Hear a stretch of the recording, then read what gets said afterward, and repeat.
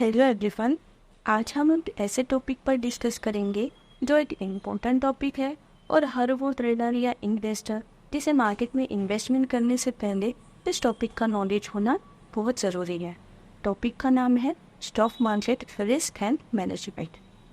जब भी आपने यूट्यूब या किसी अदर सोशल मीडिया पर ट्रेडर्स के बड़े बड़े प्रॉफिट देखे होंगे तब आपके भी मन में स्टॉक मार्केट के लिए एक्साइटमेंट है वो बढ़ती है। या आपको भी ऐसा लगता है कि यहाँ पैसे कमाना बहुत ही आसान है। लेकिन दोस्तों, यह आपकी बहुत बड़ी मिसअंडरस्टैंडिंग है। यहाँ पैसे वही अर्न कर सकता है जो अपने रिस्क को मैनेज करना जानता है। आपके पास कितना भी नॉलेज है या फिर कितना भी पैसा है, लेकिन आपका रिस्क मैनेजमेंट ही ठीक नहीं है तो आप कभी भी एक सक्सेसफुल ट्रेडर या इन्वेस्टर नहीं बन पाएंगे। इस वीडियो में हम कुछ ऐसे पॉइंट डिस्कस करेंगे जिससे आपको रिस्क मैनेजमेंट करने में भी हेल्प होगी और साथ ही इसकी हेल्प से आपकी ट्रेडिंग जर्नी में इजी हो जाएगी। तो चलिए वीडियो को स्टार्ट करते हैं।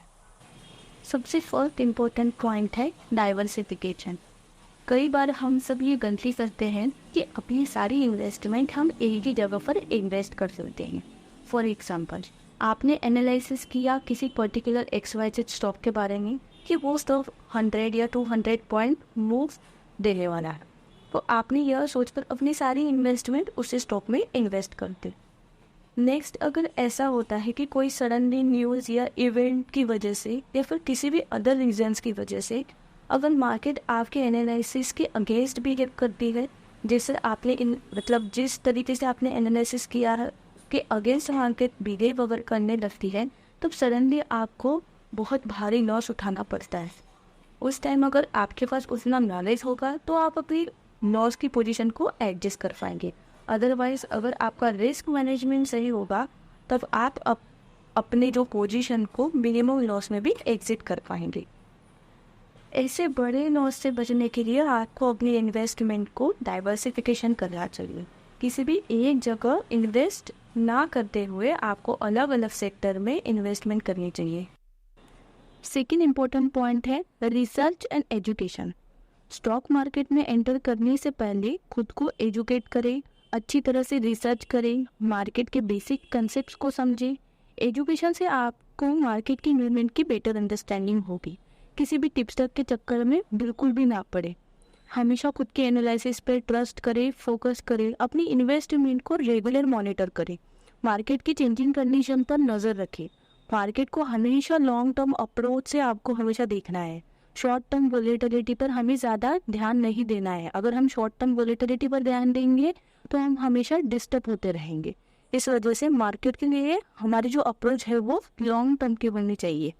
थर्ड पॉइंट है always start with small amount. हमेशा याद रखें कि आप एक न्यू ट्रेडर हैं। मार्केट के अप एंड डाउन्स आपको उतने अभी भी पता नहीं है, आप उससे इतने रिलेटेड नहीं है। जैसे जैसे आपका एक्सपीरियंस इंक्रीज होगा आपको मार्केट किस तरीके से वर्क करती है पता चलेगा। लेकिन जब तक आप मार्केट से रिलेट ना हो तब तक आप स्मॉल अमाउंट से शुरुआत करें, जिससे आप अपनी रिस्क को कंट्रोल कर सकते हैं। फोर्थ पॉइंट है invest only what you can afford to loss.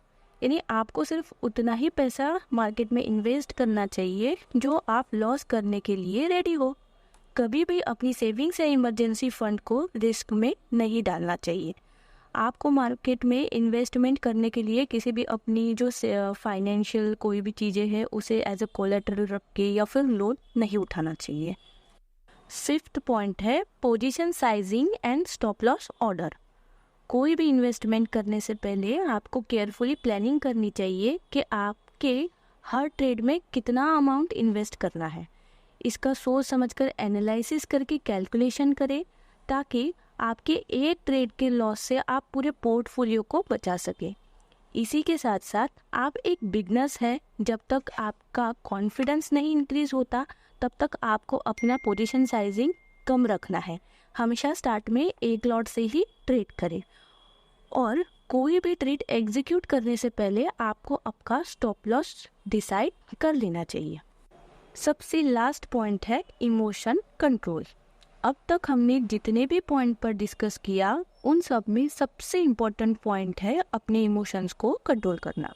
बहुत बार आपके साथ यह भी हुआ होगा कि आपके ट्रेड्स करेक्ट होते हैं, फिर भी आप इमोशंस को कंट्रोल नहीं कर पाते और उसी की वजह से या तो आप ट्रेड से अर्ली एग्जिट कर लेते हैं या फिर ट्रेड सही होकर भी आपको लॉस उठाना पड़ता है।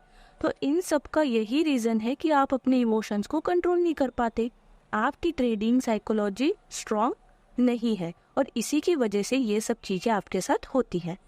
Fear, greed, over trading, revenge trading, इन सब से आपको हमेशा बचना चाहिए। इमोशंस के साथ की हुई ट्रेडिंग कभी भी सही साबित नहीं हो सकती। इन चीज़ों को आपको समझना होगा और ये चीज़ें आपको कैसे समझ में आएंगी, जैसे जैसे आप मार्केट में काम करेंगे, मार्केट से रिलेट होंगे, जैसे जैसे आपका कॉन्फिडेंस इंक्रीज होगा, आप अपनी मिस्टेक से सीखेंगे, तब जाके आप मार्केट को समझ पाएंगे, अच्छी तरह से ट्रेड कर पाएंगे। और इसीलिए इमोशंस को दूर रख के आपको प्लानिंग करनी चाहिए, कॉन्फिडेंस से आपको ट्रेड करना चाहिए।